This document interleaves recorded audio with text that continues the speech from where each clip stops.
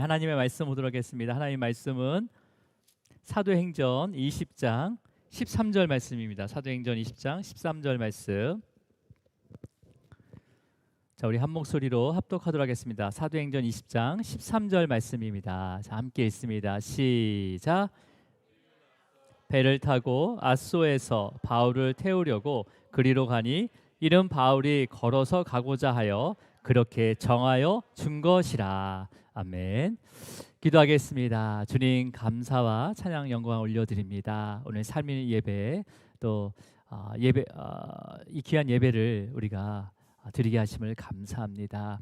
코로나로 인해서 또 온라인으로 예배드리는 우리 성도님들 그 가정 주님께서 기억하여 주시고 또 이 말씀이 우리의 삶 가운데 역사하여 주셔서 또 믿음으로 또 결단하고 또 행할 수 있도록 인도하여 주시옵소서. 오늘도 우리와 함께 계시는 그 성령님을 통해서 우리의 삶의 모든 것에 하나님의 영광이 충만하기를 간절히 소망합니다. 이 모든 것 예수 그리스도 이름으로 기도드립니다. 아멘.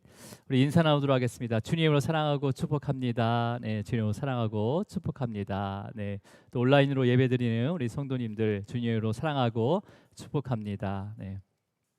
우리 사도행전을 계속 함께 묵상하고 있습니다. 바울이 하나님으로부터 이방인의 전도자로 부름을 받은 후에 쉼없이 1차 전도 여행, 2차 전도 여행, 이제 3차 전도 여행에 이제 거의 막바지에 이제 오게 됩니다. 그래서 지난주에 7일 동안 드로아에 머물면서 바울과 그 일행들이 그 마지막 밤 일주일간 머물면서 마지막 그 밤 주일 밤에 밤이 새도록 그 다음 날 아침까지 강해를 합니다. 그 가운데 유두고가 난가에서 떨어져서 죽었지만은 또 하나님의 그 놀라운 능력으로 또 다시 부활시켰잖아요. 그래서 그것을 통해서 많은 위로가 있었습니다. 그러면서 이제 월요일 아침에 드로아를 떠나게 되는데 이제 그 후에 그들이 그 바울 일행이 어디로 향하는지 오늘 본문 말씀이 13절 말씀이었어요. 우리가 13절 말씀을 천천히 한번 읽어보겠습니다. 시작. 우리는 앞서 닷소에서 바울을 태우려고 그리로 가니 이는 바울이 걸어서 가고자 하여 그렇게 정하여 준 것이라. 이거 자세히 읽으면요, 앗소까지, 그러니까 드로아에서 앗소까지 가는데 바울이 타지 않았어요. 배를 타고 가는데 바울이 타지 않았어요. 배에. 바울은 앗소까지 걸어가고자 하여서 그렇게 정하여 준 것이다라고 합니다. 그러니까 드로아에서 사역이 끝난 다음에 바울 모든 일행들이 한 팀이잖아요. 그러면 배를 타고 앗소까지 가야 되는데 바울만 혼자 걸어가겠다고 하고 먼저 너희들은 앗소에 가 있어라라고 이렇게 명령을 한 거죠. 그러니까 지금 앗소는 항구 도시입니다. 항구 도시. 드로아처럼 항구 도시예요. 그래서 이 서아시아 쪽은 항구 도시로 이렇게 이루어졌어요. 에베소도 항구 도시, 나중에 다음 주에 볼 밀레노도 항구 도시예요. 자, 우리 한번 지도를 한번 볼게요. 지도요. 앗소가 어디 있는지 혹시 보이십니까? 드로아맨, 우리 저기 12시 방향에 드로아가 있고 바로 밑에 앗소가 있죠, 그죠? 앗소. 근데 거리상은 되게 짧은 것 같지만은 실질적으로 한 60km 정도의 거리를 가지고 있어요. 굳이 왜 땅으로 이렇게 가면 되지? 왜 배를 타고 이렇게 돌아서 가지?라고 할 수 있지만 실제로 거기 그 지형이 굉장히 안 좋습니다. 그래서 걸어가기가 너무 힘들어요. 그래서 한 일행이 배를 타고 가면 한 이틀, 사흘이면 갈 수 있는 거리예요. 그것을 사도 바울은 혼자 걸어가겠다라고 하면서 거기서 만나자라고 하는 거죠. 여러분, 물론 이전에 2차 전도 여행 때도요, 그 마게도냐를 통해서 빌립보와 마게도냐와 그다음에 데살로니가와 베레아와 아덴과 고린도로 했을 때, 특히 베레아에서 아덴으로 갈 때는 불량배에 쫓겨가지고 바울이 혼자 아덴으로 넘어갔단 말이에요, 그죠? 그리고 아덴에 넘어갔다가 우상들이 너무 많은 것을 보고 거기서 논쟁을 하다가 다시 쫓겨가지고 혼자 고린도까지 와서 브리스길라와 아굴라 부부를 만난 거잖아요. 그게 혼자 스스로 간 건 아니지만은 혼자 어떻게 밀려서 이렇게 혼자 외롭게 이렇게 전도 여행을 이렇게 고린도까지 가기도 했지만은 이번에는 의도적으로 자발적으로 혼자 드로아에서 앗소까지 걸어가고자 하는 거죠. 우리 13절에 보면 우리는 앞서 배를 타고라고 돼 있잖아요, 그죠? 그러니까 바울이 일행들이 다수였다는 거예요. 다수였다는 거예요. 그래서 몇 명이 됐을까? 그거는 우리가 지난주 안 읽었지만은 20장 4절에 몇 명이 바울의 일행인 것을 알 수가 있습니다. 우리 20장 4절 한번 읽어볼게요. 시작. 아시아까지 함께 가는 자는 베레아 사람 브로의 아들 소바더라, 데살로니가 사람 아리스다고와 세군도와 더베 사람 가이오 및 디모데와 아시아 사람 두기오와 드로비모라. 지금 이거 세 보면 몇 명이에요? 일곱. 굉장히 여러분 빠르시네요. 7명이에요. 일곱. 그리고 같이 이걸 기록한 누가도 같이 동행했고 바울도 동행했기 때문에 총 9명에서 10명 정도다라고 우리가 추측을 할 수가 있는 거죠. 굉장히 많은 팀이에요, 그죠? 근데 이 사람들이 어느 지역에 누구, 어느 지역에 누구, 데살로니가에 누구, 베레아에 누구, 아시아 사람 두기고 막 이렇게 이렇게 지역 사람을 언급했잖아요. 이게 뭐냐면 그 당시에 예루살렘에 큰 기근이 있었어요.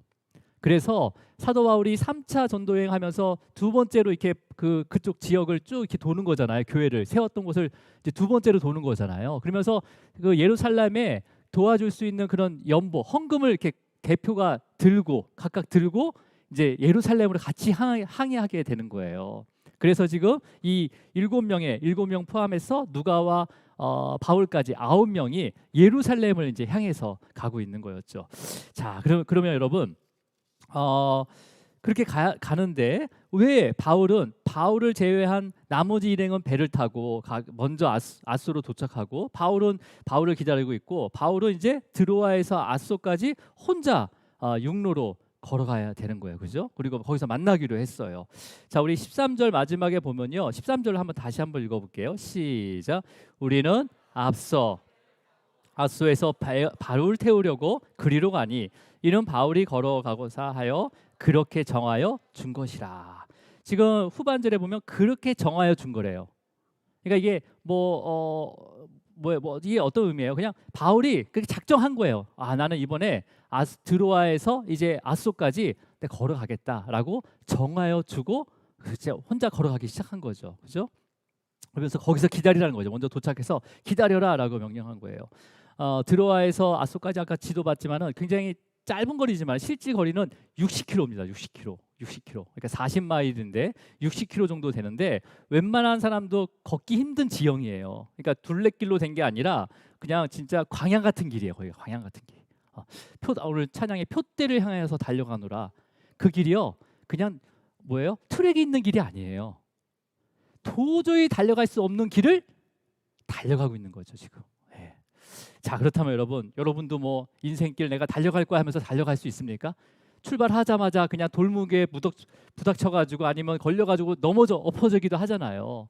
자, 근데 사도 바울이 사실은 3차 전도 여행까지 왔다면 그 다음에 로마도 보아야 하겠다라는 그런 마음을 주셨어요. 그러니까 그 유럽 지역을 다 두 번이나 돌았기 때문에 로마 가는 건 사실은 어렵지 않을 거라 생각을 했을 거예요. 근데 성령님께서 그 가는 길은 굉장한 환난과 그 고난이 있을 거라 하신 것을 각 성의 도시에 들리면서 그 성령님께서 알려주셨단 말이에요. 자, 그런데 여러분 근데 드로아에서 아소까지 이제 예루살렘을 향해서 가야 되는 건데 드로아에서 아소까지 혼자 걷고자 한 거예요. 그러니까 이게 하루 갈 수 있는 코스는 아닙니다. 그 거리가 최소한 이틀, 좀 길게 가면 3일까지도 걸리는데 중간에 또 잠을 자야 되잖아요. 뭐 요즘처럼 캠핑 문화가 잘 돼 있으면 뭐 잘 수도 있지만 그 당시에 도시에서 도시로 가는 그 길에는 항상 강도들이 있었단 말이에요. 그래서 육로를 이용하지 않고 또 조금 돌더라도 해로를 이용한 이유가 또 그런 이유가 있는 거예요. 괜히 그러니까 그냥 육로로 가다가 강도한테 만나게 되면 이 사마리아 그 남자가 강도를 만나가지고 그런 예수님이 그 얘기를 하잖아요. 그런 것처럼 강도가 되게 많았다는 거예요. 그러니까 살기가 팍팍했다는 거죠. 살기가 팍팍하면 사기꾼이 많습니다.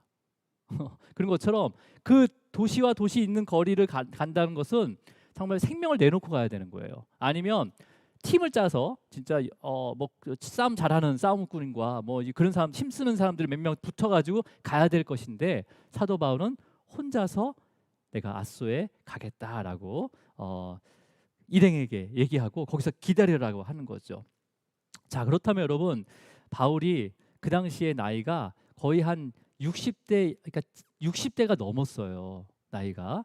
그렇다면 여러분, 배를 타고 이제 전도 3차 전도 여행을 좀 마무리하고 있다면 좀 편안하게 배를 타고 가도 되는 거 아니에요? 그죠? 연보도 많이 모았겠다. 조금 이렇게 뭐 이렇게 그것을 또 이렇게 과정 가운데 사용할 수도 있는 거잖아요. 근데 또 몸에 지병도 있어요. 뭐 간질도 있고 그다음에 몇 번이나 또 감옥에 갇히고 또 매를 맞았기 때문에 막 몸도 성치 않아요, 사실은요. 근데도 불구하고 혼자 걸어가겠다. 무슨 뭐 고집도 부리는 것도 아니고 뭐 삐진 것도 아니고 왜 혼자 걸어가겠다고 할까요? 성경에는 되게 짧게 오늘 13절 한 절에 딱 나와 있어요. 하지만 이 드로아에서 아소까지의 이 걸어가는 그 시간 동안 바울에겐 큰 깨달음이 있었어요. 그래서 다음 주에 이제 또 잠깐 볼 텐데 다음 주에 에베소서 지역의 장로들을 불러서 권면을 할 때 믿음의 권면할 때 그 권면이 바로 이때 묵상했던 말씀들이 권면이 되어지는 거예요. 우리가 신앙의 삶을 살다 보면 우리의 입술 가운데 고백이 있어집니다. 근데 때로는 하나님께서 어떠한 정말 어떤 고난을 통해서 어떤 그런 고백을 하기도 하지만 깊은 묵상과 또 경건의 시간을 통해서 또 그것을 고백하게 하실 때도 있다는 거예요. 그래서 그리스도인들은요 경건의 시간을 갖는 게 굉장히 중요합니다. 의도적으로 공간이 교회가 됐든 집안에 골반을 만들었든 어떤 지정된 시간 동안에 내가 경건의 시간을 가져야 되는 거야. 근데 경건의 시간을 뭐 기도도 할 수도 있지만 또 경건의 서적을 읽을 수도 있고 또 그러니까 신앙 서적을 읽을 수도 있고 성경을 읽을 수도 있고 다양한 방법으로 그 구별된 시간들이 필요한 거예요. 바울은 이러한 시간을 통해서 우리에게 이러한 그 친밀한 관계를 갖기를 원하고 계신 거죠. 우리에게 알려주고 있는 거죠.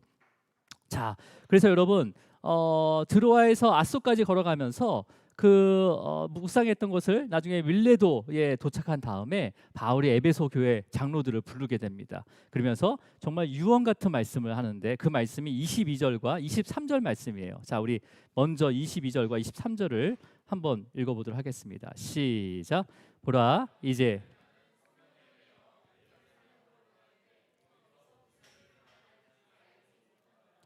오직 성령이 각 성에서 내게 증언하여 결박과 환난이 나를 기다린다 하시나라고 되어 있어요. 그러니까 3차 여행을 마무리하면서 사실은 두려움도 있었던 거죠. 앞으로의 내가 달려갈 그 길이 순탄한 길이 아니고 결박과 환난이 있을 거라는 것을 암시하게 되는 거죠.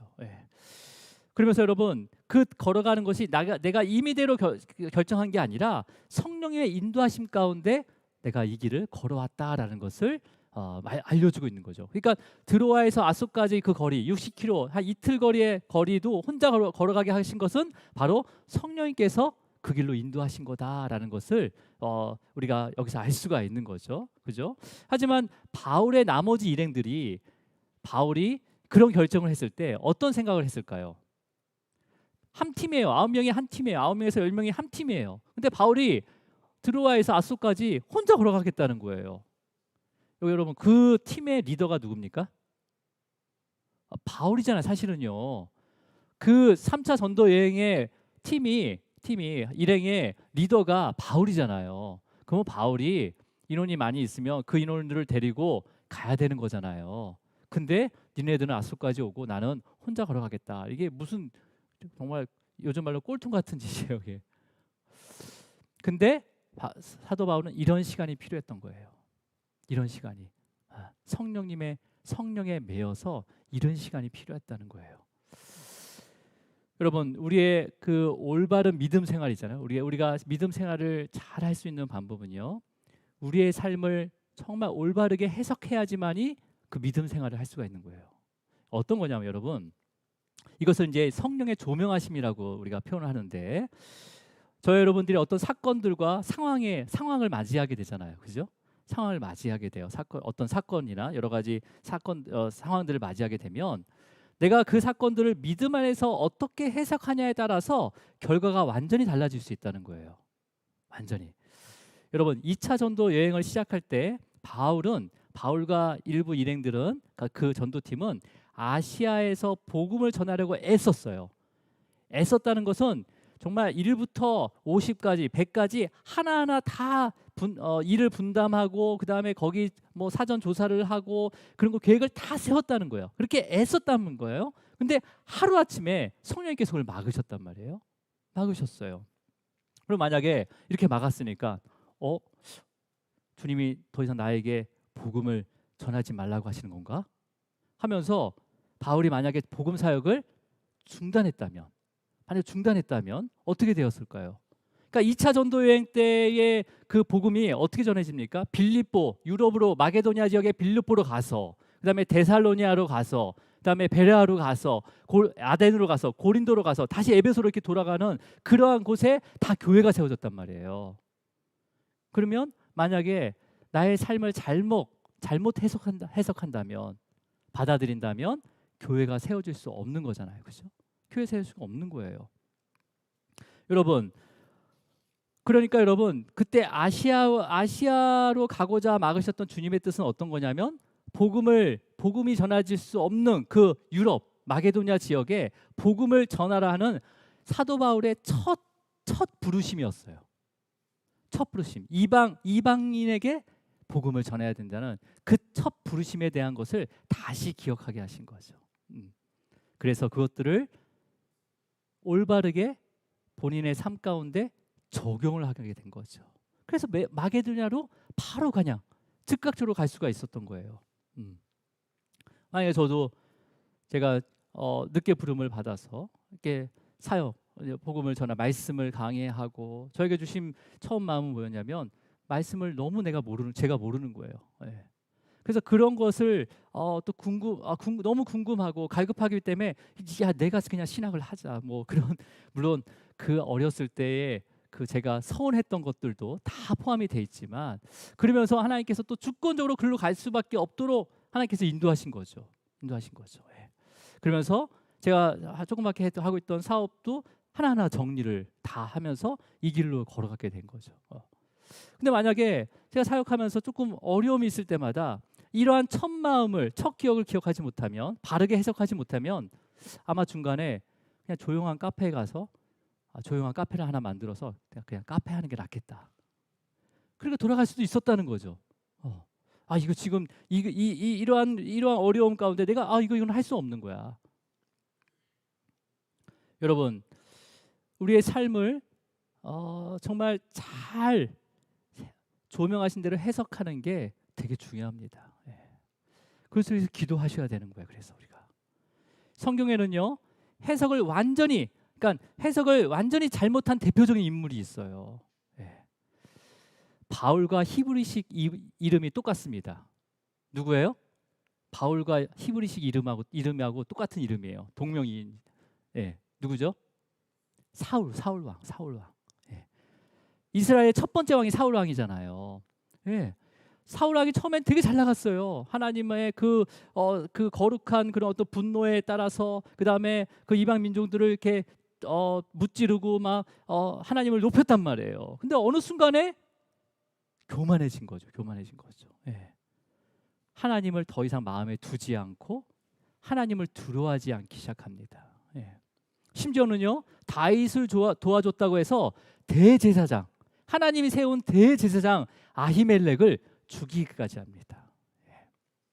여러분 그러니까 하나님께서는 하나님의 뜻을 따르지 않는 사울 왕을 버리기로 결정하시고 누구를 새로운 왕으로 세우기로 하셨습니까? 다윗을 새로운 왕으로 세우기로 했잖아요. 그렇죠? 그러니까 사울은 다윗을 더 질투하는 거예요.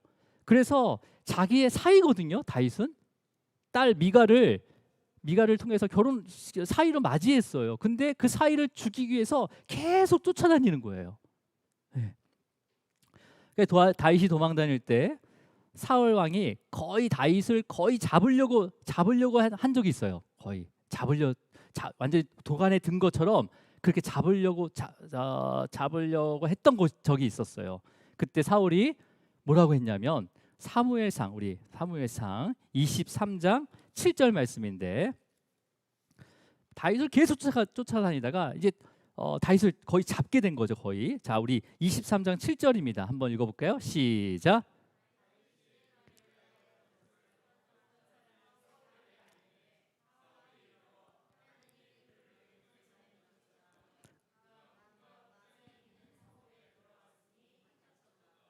그러니까 여러분 보여요. 어떤 사람이 다윗이 숨어 있는 곳을 알려준 거죠. 알려준 거죠. 그러니까 여러분 사울은 여러분 하나님 보시기에 되게 악한 자였어요. 악한 자였어요. 그죠? 예, 악을 행했단 말이에요. 보시기에 악을 행함에 있으면서도 하나님이 그 다윗을 내 손에 넘기셨군요라고 고백을 하는 거죠.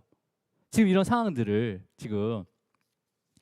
그러니까 여러분 지금 그일라 그 지역 그일라라는 그 안에 성은요 출입구가 정해져 있어요. 다 성으로 그러니까 벽으로 둘러싸여 있기 때문에 출입구를 막으면 도가 되는 쥐인 거예요. 근데 바울이 다윗을 쫓아다니다가 다윗을 못 잡는 거죠. 근데 어떤 사람이 와가지고 다윗이 그 성에 있습니다라고 알려준 거예요. 그러니까 사울이 뭐라고 얘기하는 거예요? 하나님이 그를 내 손에 넘기셨도다라고 하는 거죠. 이게 잘못된 해석입니까? 잘 이해한 겁니까 이거를? 하나님의 섭리를? 아니죠. 여러분 이러한 나의 삶이 잘못되게 해석되지 않도록 우리는 늘 깨어서 기도해야 됩니다. 네. 먼저는요 내가 죄인임을 철저하게 고백하면서 겸손하기를 기도하시기 바랍니다. 네. 여러분 자신의 의로움과 교만함이 조금이라도 있잖아요. 조금이라도 남아 있으면요 말씀뿐만 아니라 모든 일어나는 일들을요 자기중심적으로 모든 것을 해석할 수가 있다는 거예요. 지금 사도 바울은 보이는 게 없어요. 다윗을 죽이면 내가 여전히 왕이야. 그리고 내 아들 요나단이 그 왕을 이어받을 수가 있어. 그러면서 그런 하나님의 주권을 인정하지 않았다는 거죠. 교만한 거잖아요. 그러니까 어떤 일을 모든 일들이 자기중심적으로 계속 풀어가는 거예요. 자기중심적으로. 되게 위험한 생각인 거죠, 그죠? 근데 사도 바울은 고린도 교회 성도들에게 이렇게 편지를 보내면서 고백을 합니다. 다시 고린도전서로 넘어갈게요. 고린도전서 15장 9절이에요. 15장 9절. 자, 함께 있습니다. 시작. 나는 하나님의 교회를 박하였으므로 사도라 칭함을 받기를 감당하지 못할 자니라. 여러분 이 고린도전서, 그러니까 이 고린도전서가 언제 쓰여졌냐면 에베소 지역에서 쓰여진 거거든요. 그러니까 3차 여행, 에베소에서 1년 6개월, 거의 2년 동안의 사역을 할 때 그곳에서 기록한 고린도 교회에 보낸 편지거든요. 그러니까 실질적으로 이게 언제 보내졌냐면 AD 54년 정도에 보내진 거예요.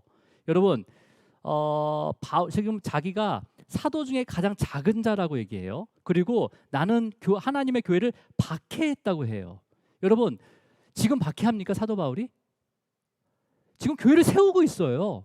박해했다는 것은 내가 예전에 예수님을 잘 몰랐을 때 박해했던 일이잖아요. 그리고 예수님을 만남으로 인해서 또 회개를 하고 지금 그 사명을 감당하고 있는 거잖아요. 근데 고린도의 교회에 보내는 편지에는 여전히 나는 사도들 중에 가장 작은 자라고 얘기하고 또 나는 하나님의 교회를 박해하였다라고 이렇게 고백을 하고 있는 거예요. 여러분 이게 어떤 거냐면요. 용서를 받았어요. 분명히. 하나님의 교회를 박해했을 때 그러한 죄에 대해서 용서를 받았어요. 사도 바울은 분명히 받았습니다. 그리고 이제 나에게 맡겨준 사명을 위해서 내 죽을 힘을 다해서 목숨을 다해서 살아가고 있어요. 근데 그 과정 3차 전도 여행 과정 가운데 고린도 보내는 편지에는 아직도 나는 사도 중에서 가장 작은 자라고 고백을 하는 거예요. 그리고 나는 하나님의 교회를 박해하였다라고 고백을 하는 거죠. 이게 어떤 의미냐면요. 다시 박해할 수 있는 죄성을 가지고 있다는 거예요. 얼마든지 내가 깨어있지 않으면, 얼마든지 내 삶을 올바로 해석하지 않으면 언제라도 하나님의 교회를 박해할 수 있다는 거예요. 무시할 수 있다는 거예요. 그것을 고백하는 거예요. 여전히 나는 죄인이라는 거죠. 여전히 연약하다는 거죠. 예. 여러분 이 당시에 이 고린도전서에 편지를 보낼 때쯤에는요, 사도 바울은요 사도로서 어느 정도 인정을 받은 때예요. 인정을 받을 때예요. 사도리란다. 바울이 전하는 복음, 그 다음에 그 가르침을 바탕으로 해서 교회가 세워지고 있는 거예요. 바울이 전하는 가르침, 바울이 전하는 그 하나님의 도를 통해서 교회가 세워지고 있단 말이에요. 여러분, 사복음서 있죠? 마태복음, 마가복음, 누가복음, 요한복음 있잖아요. 사도 바울이 이 전도 여행 전에도, 이 전대 여행 중에도요 쓰여지지가 않았어요. 완성되지가 않았어요. 복음서는 나중에 이 교회를 통해서 전해지는 거예요. 그래서 유대인들에게, 이방인들에게, 또 예전에 교회를 세워서 은혜 가운데 교회를 예수 그리스도를 믿고 교회를 세웠지만 흔들리는 자에게 요한복음을 준 거죠. 그러니까 지금 사도는요, 그 당시 굉장한, 사도 중에 작은 자가 아니라 사도 중에 제일 큰 자였어요. 이때까지 교회를 그렇게 많이 세운 자는 없거든요. 그 가르침을 정확하게 기록한 자는 없거든요. 마가복음이 제일 먼저 기록됐는데요. 마가복음이 언제 기록됐냐면 55년에서 65년도에 기록됐습니다. 근데 고린도전서에 보낸 편지는 54년도에 보내진 거예요. 그러니까 한참 앞에 교회가, 바울이 세운 그 교회가 먼저 세워지고 복음서가 들어간 거예요. 그 다음에. 그러니까 사도 바울 그 당시에 보면 대단한 자인 거죠. 근데 여전히 나는 사도 중에 작은 자다. 그리고 나는 하나님의 교회를 박해한 자다라면서 나의 죄성을 고백을 하는 거예요. 우리가 죄를 지으면 회개를 하잖아요. 회개를 합니다. 하지만 그 죄를 또 지을 수 있는 죄 지을 수 있기 때문에 늘 우리는 죄인으로서의 그 삶을 우리가 주님 앞에 의지하면서 살아가야 되는 거죠. 주님이 나를 붙잡지 않으면 나는 언제든지 그 죄에 다시 빠질 수 있습니다. 주님 붙잡아 주세요. 붙잡으세요. 나에게 맡긴 사명, 제 식대로 해석해 가지고 제 마음대로 할 수 있어요. 주님, 올바른 해석할 수 있도록 성령님께서 내 삶을 조명해 주세요. 이러한 기도를 언제 했냐? 사도 바울이 드로아에서 아소로 가는 도중에 하나님과의 그 홀로 하나님과 그런 교제를 나눴다는 거예요. 그러니까 여러분, 하지만 한 번도 바울은요 자신을 사도로서 합당한 자라고 생각하지 않았어요. 그래서 사도로서 여전히 나는 작은 자다라고 고백을 했고, 그 다음에 그렇게 사도라고 부름에 대해서 또 이렇게 거부하기도 했지만은요, 복음을 전하는 것에 대해서는 절대 양보하지 않았다는 거예요. 또 사도된 남 바울은 하면서 또 강하게 담대하게 또 편지를 기록하기도 했습니다. 여러분, 저와 여러분에게도요 성도라고 불러질 만한 어떠한 의로움도 없습니다. 우리에게 성도라고 불러질 만한 어떤 의로움도 갖고 있지 않아요. 그 의로움조차도 또 얼마든지 부패할 수 있다는 거죠. 우리는 예전에 주님을 알려고 하지도 않고, 그 다음에 때로는 무시하고 의심했던 죄인들이에요. 그렇죠? 원래는 진노의 심판을 받아서 죽을 수밖에 없었던 죄인을 주님께서 구원해 주셨단 말이에요. 부르셨단 말이에요. 근데 어느 한순간에 하나님을 두려워하지 않는 거죠. 그 은혜를 잊어버린 거죠.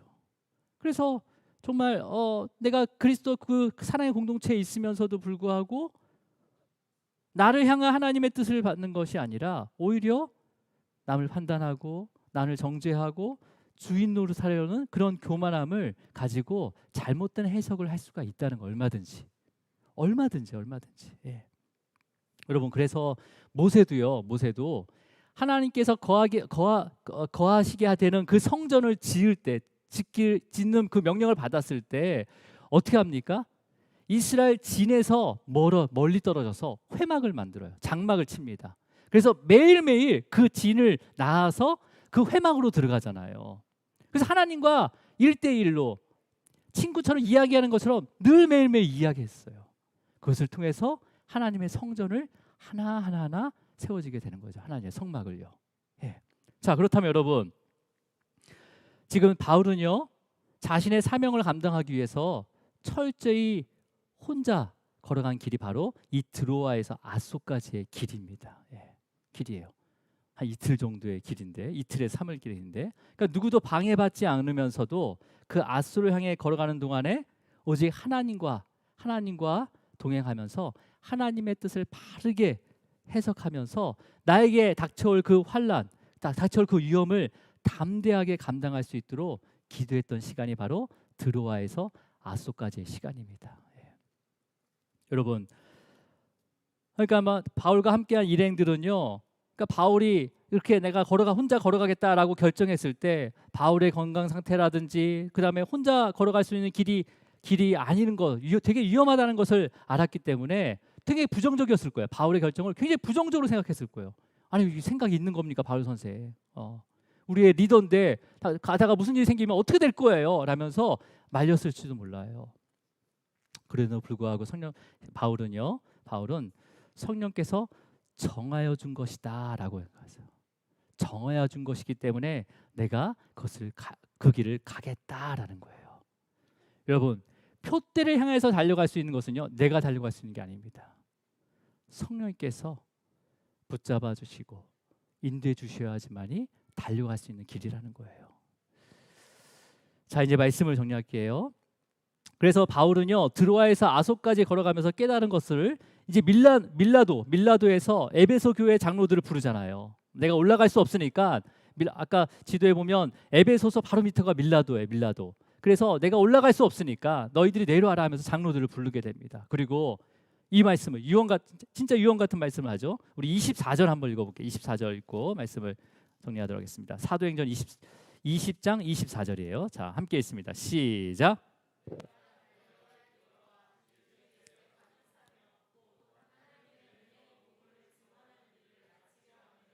나의 생명조차 조금도 귀한 것으로 여기지 아니하노라. 네.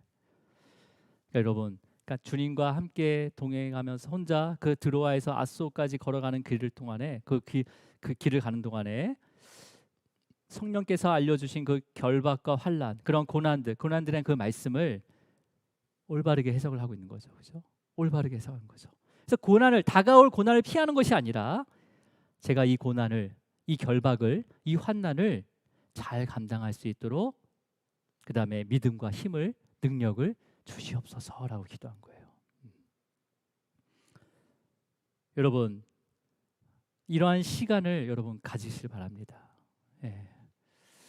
그러니까 우리의 믿음의 여정이 시작되면요, 물론 하나님께서 너무나 아주 우리가 상상할 수 없는 방법으로 우리를 도와주시고 위로하여 주시고 인도해 주시기도 합니다. 하지만 또 결박과 환난이 있다는 거예요. 제일 먼저 세상과 부딪힘이 생깁니다. 예전에는 전혀 부딪힘이 없었어요. 근데 하나씩 부딪힘이 생겨요. 내가 혈기를 냈더라도 이제는 그 혈기를 빨리 거둬야 되겠다. 빨리 거둬야 되겠다. 그런 마음도 주시고, 그다음에 누군가와 또 화목할 수 없다면 이제는 화목하지 못하면 견딜 수가 없는 거죠. 그러면서 계속 그런 것들과 부딪힘이 생기는 거예요. 계속 부딪힘이 생기는 거예요. 그러면서 오히려 믿음의 여정 가운데 더 많은 고난을 겪기도 합니다. 이 믿음의 고난인 거죠. 예. 여러분, 그때 피하지 마시기 바랍니다. 피하지 마시고 누구의 방해를 받지 않는 시간을 만드세요. 누구도 방해받지 않는 시간들을 만드셔서 기도하시면서 또 경건의 시간을 가지면서 감당할 수 있는 힘과 믿음을 구하시기 바랍니다. 예. 이걸 구하지 않으면요, 내 식대로 해석할 수밖에 없어요. 내 생각대로 해석할 수밖에 없어요. 내 수준, 그러니까 나의 기준에 맞춰서 그냥 해석을 해버려요. 그 상황들을요. 그런 시간이 필요하다는 거죠. 그래서 많은 선교도들이 그런 경건의 시간을 되게 중요하게 여겼어요. 그래서 성경을 읽는 시간, 또 또 기도하는 시간과 그 다음에 또 영적인 교제를 나누는 시간, 이런 것을 통해서 내 삶의 여러 가지 것들을 바르게 해석할 수 있는 것, 그런 훈련이 필요하다는 거죠, 여러분. 네. 자, 제가 시간이 주어진다면 성도님들과 함께 한번 그 드로아와 앗소 사이의 길을 한번 걷고 싶더라고요. 시간이 된다면 허락한다면 정말 거기가 터키 옛길이래요. 옛길. 그러니까 옛길이니까 포장도 안 돼 있고 그냥 그 길이잖아요. 뭐 어떤 여행가들은 뭐 산티아고가 뭐 산티나 거기 그 길을 막 이렇게 순례하고 그런다잖아요. 그런 것처럼 정말 사도 바울이 그 드로아와 아소 사이의 길을 걸으면서 하나님과 어떠한 교제와 또 어떠한 믿음의 가운데 어떠한 능력 가운데 내가 표대를 향해서 달려갈 수 있는 능력을 받았는지 한번 같이 한번 그 역사적인 현장에 가서 한번 함께 묵상하고 싶더라고요. 예. 하지만 지금도 이런 길을 걸을 수 있습니다, 여러분. 예. 실질적으로 드로아와 아소에 이르는 길이 아니더라도 여러분만의 그러한 하나님과의 그 경건한 시간을 가지시길 바랍니다. 예. 가지시길 바랍니다. 예. 또 지금도 걷고 있는 분이 있을 수도 있어요. 매일매일 뭐 공예배는 아니지만 매일매일 내가 어떤 일을 할 때마다 기도의 시간과 묵상의 시간, 어떤 걸 결단할 때마다 말씀을 읽고 하나님 뜻이 무엇인지 내가 내 식대로 해석하는 게 아니라 하나님이 그 기뻐하시고 선하시고 온전한 뜻 가운데 내가 결정해야 되는데 하나님 능력 주세요. 지혜 주세요. 결정할 수 있도록. 예. 그런 시간들을 우리가 계속 가져야 된다는 거죠. 예. 여러분 지금 이번 주부터 코로나 단계가 높아져서 어쩌면 더 좋은 시간일 수도 있어요. 이런 드로아에서 아소에 걸어가는 그 길을 혼자 걸어가는 것처럼 그런 시간들, 우리에게 주어진 그 시간들을 좀 더 나의 신앙을 한번 더 점검해보고 그 다음에 주님과의 그 시간을 따로 가지면서 주님께서 주신 그 첫 마음 저도 그 첫 마음에 대해서 계속 묵상하게 되더라고요.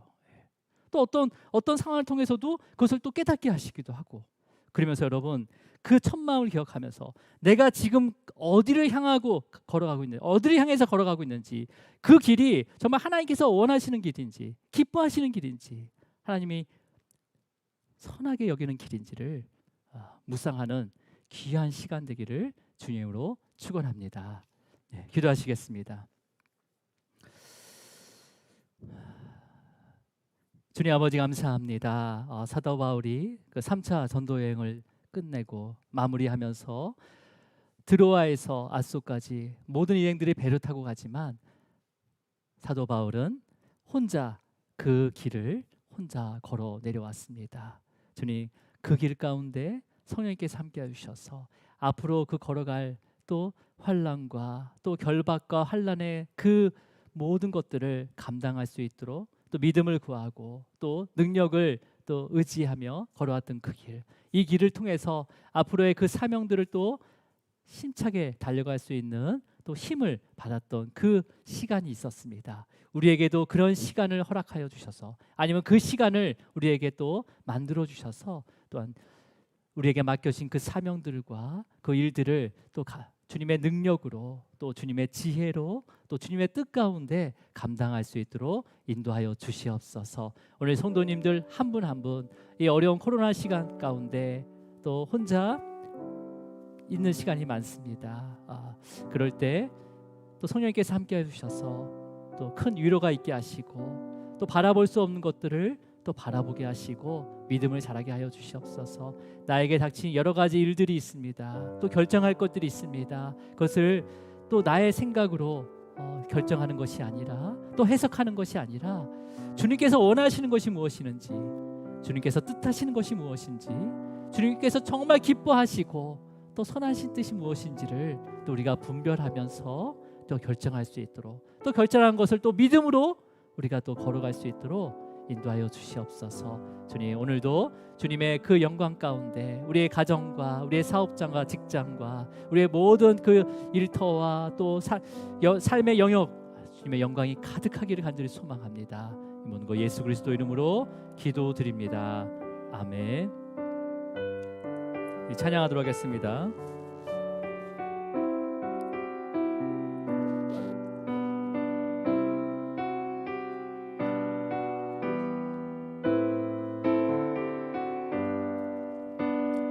나의 가는 길 주님 인도하시네. 그는 보이지 않아도 날 위해 일하시네. 주